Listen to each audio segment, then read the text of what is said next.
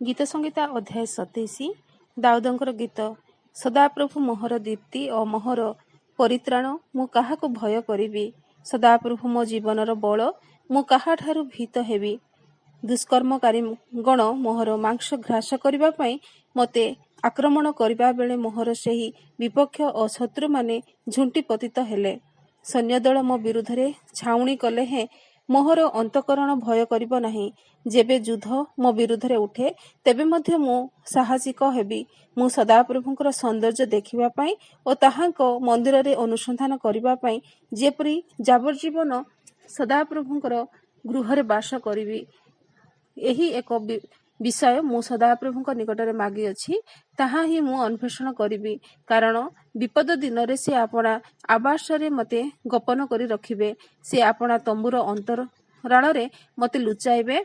से मते शैल उपरकू उठाइबे। एणु एबे मो चतुर्दिग स्थित शत्रुगण उपरे मोहर मस्तक उन्नत हेबो। आउ मु ताहांक तंबुरे जयध्वनिर बलि उस्तग करिबी। मु गान करिबी। मु सदाप्रभुंक उद्देश्य प्रशंसा गान करिबी।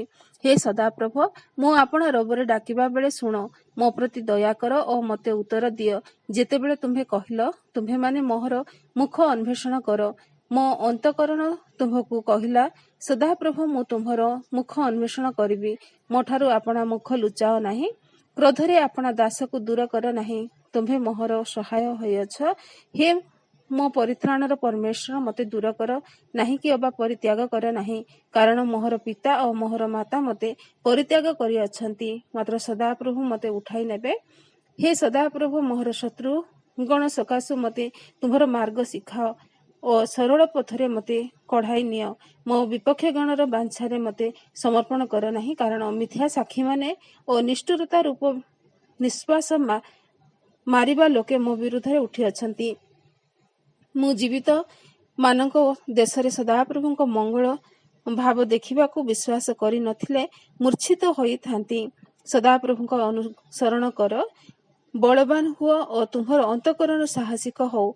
हाँ, तुम्हें सदाप्रभुंकर अनुसरण कर।